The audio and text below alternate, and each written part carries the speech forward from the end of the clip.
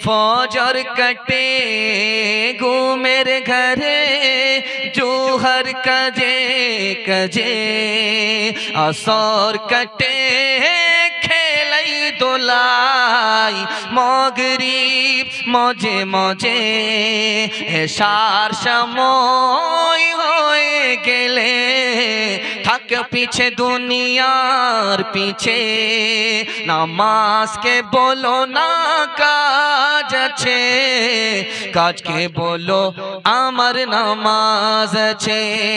ध्यान से रखिएगा, तीसरा पैगाम आपकी खिदमत में आ रहा है। आराम से आप लोग सुनने के लिए तैयार हैं? जोश के साथ हाथ उठा दीजिए, बिल्कुल सही जा रहा है इंशाअल्लाह। बहुत अदब के साथ सुन रहे हैं, बहुत अच्छा माहौल आपने दिया है, अल्लाह आपको जज़ाए खैर दे। घर में अगर जवान बेटी है, अल्लाह गैब से मुनासिब जोड़े का इंतजाम फरमाए। तीसरा पैगाम लेकर के आ रहा हूँ, ध्यान से सुनिएगा। आदमी मस्जिद में आया, थोड़ी देर रुका, झट से भागा। आदमी मस्जिद में आया, आने का नाम ही नहीं ले रहा, लगता है कि किस में बैठ गया, इद्दत में बैठा या इत्तिकाफ में बैठा, निकलने का नाम नहीं ले रहा। ये कौन लोग हैं, राज की बात बताने के लिए जा रहा हूं, ध्यान से इसको सुनिएगा। आपने देखा होगा मछली पानी में जब रहती है तो सुकून के साथ रहती है, उसको जैसे ही आप पानी से निकालिए मारने की जरूरत नहीं है, छट छट पट करके मर जाए। जो पक्का मुसलमान होगा वो मस्जिद में इस तरह सुकून से रहता है जैसे मछली पानी में रहती है। जो कच्चा मुसलमान है उसको नमाज पढ़ना ही नहीं है, जबरदस्ती नमाज पढ़ने के लिए आ गया, तो उसका हाल ऐसे होगा, ऐसे बेचैन होगा जैसे कि खुश्की में पानी से मछली निकाल करके रख दीजिए, उसको मारने की जरूरत नहीं है, छटपट करते वो खुद ब खुद मर जाएगा। दूसरी मिसाल जरा सुनिएगा, जरा ध्यान से। मस्जिद में आया, दिल नहीं लग रहा, मस्जिद से बाहर दिल लग रहा है, टाइम पास कर रहा है, बीड़ी पीने में हुक्का का बाना दिल का धुआं निकाल ले, मजा आ रहा, लेकिन मस्जिद जाने में दिल नहीं लग रहा। क्यों? ये कौन आदमी है, दिखाने के लिए जा रहा हूं। इस आदमी की मिसाल उस चिड़िया की तरह है जो पिंजड़े में है। पिंजड़े में चिड़िया को आप चैन से बैठा हुआ नहीं देखेंगे, छटपट छटपट छटपट छटपट। यही उस मुसलमान का हाल है जिसके अंदर में नमाज है ही नहीं, ऊपर से नमाज है। वो इस तरह मस्जिद में छटपट करता है जैसे कि परिंदा पिंजड़े के अंदर छटपट करता है। एक बात याद रखिए, आप लोग मोबाइल तान करके बैठे हुए हैं, तजर्बे की बात आपको सुना रहा हूं, मेरी उम्र तजर्बे की नहीं है लेकिन नकल कर देता हूं, जरा ध्यान से सुनिएगा। आप मोबाइल चलाइए 10 मिनट, आपकी आंख से नींद उड़ जाएगी। 10 मिनट सिर्फ चलाइए आप मोबाइल, आपकी आंख से नींद उड़ जाएगी, नींद नहीं आएगी। आप 1 घंटा चलाइए, 3 घंटे के लिए आपकी नींद चली जाएगी। 10 मिनट चलाइए, 1 घंटे की नींद आपकी चली जाएगी। बहुत अच्छा माहौल है और आपकी तादाद से ज्यादा माँ बहनों की तादाद है। जिनको जाना है, हाजत है, चली जाइए, लेकिन जिनको बैठना, इत्मीनान से बैठिए, आप ही के लिए माहौल बना रहा, आप तक पहुंच रहा हूं, 2 पैगाम दूंगा, जलसा आपका मुकम्मल हो जाएगा। ध्यान से सुनिएगा, आप देखेंगे 10 मिनट मोबाइल चलाइए, आपको सुकून चला जाएगा, आपका आंख से नींद उड़ जाएगी। लेकिन वजू करके आप मस्जिद में बैठ जाइए, सिर्फ 10 मिनट के लिए, आपको झटके पे झटका आएगा। भाई झटके पे झटका क्यों आया, ये राज बता रहा हूं, अल्लाह करे कि आपके दिल तक पहुंच जाए। ध्यान से सुनिए, मस्जिद में आप मोबाइल देख रहे हैं, घर में मोबाइल देख रहे हैं, आपकी आंख से नींद क्यों उड़ गई? दिल परेशान है।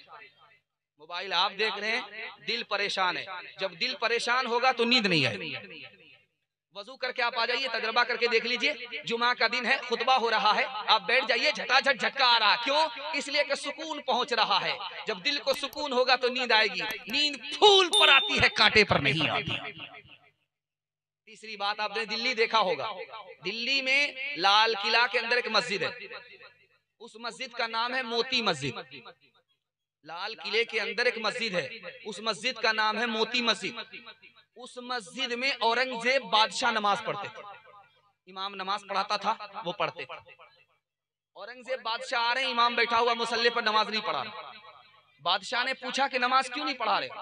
वक्त तो हो गया, काफी का इंतजार कर रहा था, निकल जाओ मेरी मस्जिद से, मेरे लिए मेरा इमाम वो होगा जो खुदा के लिए नमाज पढ़ाए, जो मेरे लिए बादशाह के लिए नमाज पढ़ाए, खुदा के लिए नहीं, वो मेरा इमाम हो ही नहीं सकता, तुम मस्जिद से निकल जाओ। आखिरी मिसाल है, पैगाम को खत्म कर रहा हूं। बहुत सारे 2 नंबर के पीर बस्ती में आते हैं, बैत लेते हैं औरत से भी, बैत लेते हैं मर्द से भी, 2 नंबर के पीर बस्ती में आए, नमाज नहीं पढ़ते। जब उससे पूछा जाता कि आप नमाज क्यों नहीं पढ़ते, तो कहते हैं कि हम मक्का में नमाज पढ़ते हैं, हम यहाँ नमाज नहीं पढ़ते। मक्का में नमाज पढ़ते हैं, खाना यहाँ खाएंगे, मक्का में नमाज पढ़ेंगे, पानी यहाँ पिएंगे, पाखाना बावर्ची खाना सब हिंदुस्तान में, और नमाज कहाँ, तो मक्के में। सच्चाई बताने के लिए जा रहा हूँ। जुनैद बगदादी रहमतुल्लाह अलैह ने लिखा, जो पीर ऐसा बोले वो शैतान तो हो सकता है, अल्लाह का वली नहीं हो सकता। आखिरी मिसाल है, पैगाम को खत्म कर रहा हूँ। नमाज का वक्त है, बस्ती के लोग आते हैं नमाज पढ़ने के लिए, एक आदमी नहीं आता। तो जो इमाम साहब थे, मुहद्दिस थे, उन्होंने गिनती किया, हाजिरी ली नमाज के बाद कि भाई कोई नमाज, कोई, सब लोग तो आ गए, कोई छूटा तो नहीं। कहा हुजूर एक आदमी नमाज नहीं पढ़ता। गए मुलाकात करने के लिए, कहा भाई तुम नमाज क्यों नहीं पढ़ते हो? कहा नमाज इसलिए नहीं पढ़ते हैं कि मेरे 1 पैसे का नुकसान है। जोहर में जाऊंगा 1 पैसे का नुकसान, असर में जाऊंगा 1 पैसे का नुकसान, फजर में जाऊंगा 1 पैसे का नुकसान, मुझे नुकसान गवारा नहीं है, इसलिए मैं नमाज नहीं पढ़ता हूँ। उस इमाम साहब ने कहा कि मैं 1 पैसा दूंगा, तुम पाबंदी से नमाज पढ़ो। रोज आ रहा है, झट से आ रहा है, पट से भाग रहा है, झट से आया पट से भागा, झट से आया पट से भागा। एक दिन इमाम साहब ने उसका हाथ पकड़ा, अरे भाई इतनी जल्दी तुम आते हो, इतनी जल्दी जाते हो, तुम कैसे नमाज पढ़ते हो? कहा बगैर वुजू के नमाज पढ़ा। तुम्हारा दिमाग खराब है, बगैर वुजू के तो नमाज होती नहीं। कहा हुजूर 1 पैसा में 1 ही काम होगा, डबल काम हमारे बाप से नहीं होगा।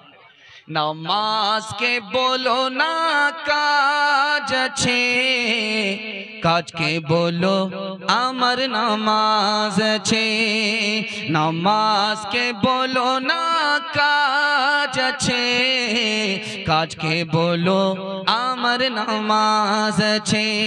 नमाज बिहीर परो परे कि जो बाप दिबे तुमी प्रभुर काछे।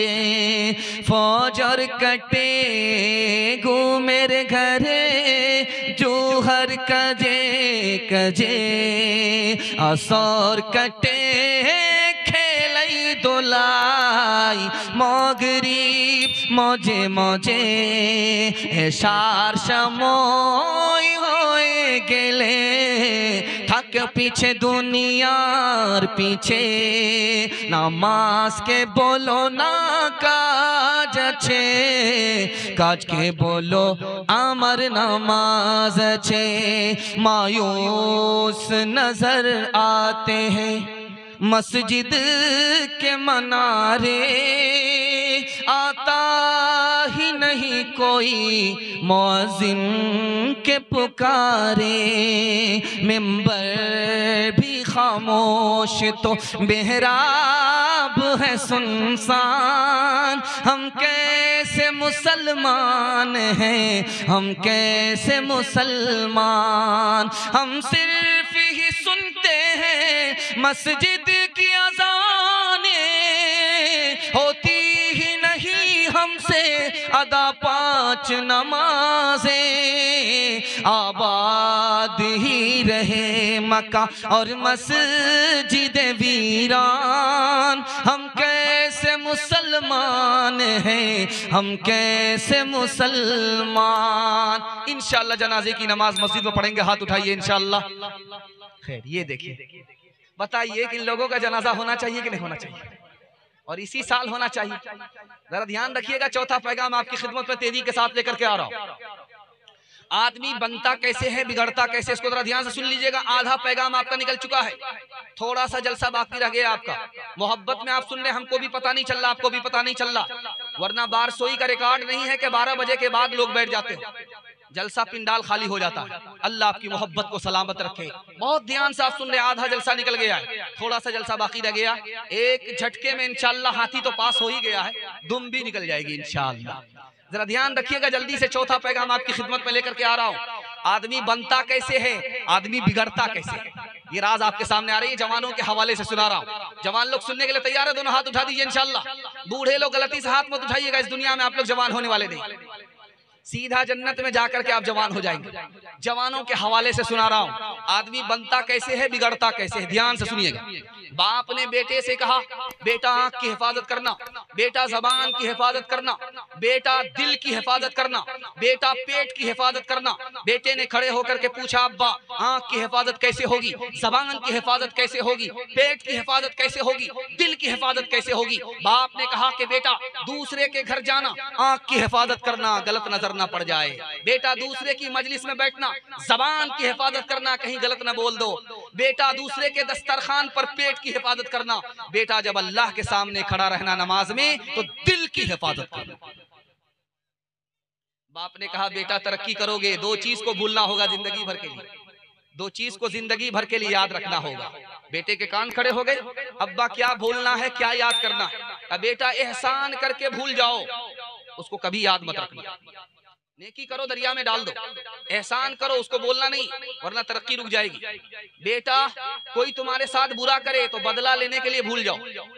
दो चीज को भूल जाओगे तो दुनिया में आगे निकल जाओगे, और दो चीज को कभी मत भूलना वरना दुनिया में पीछे हो जाओगे। खुदा को कभी मत भूलना, मौत को कभी मत भूलना।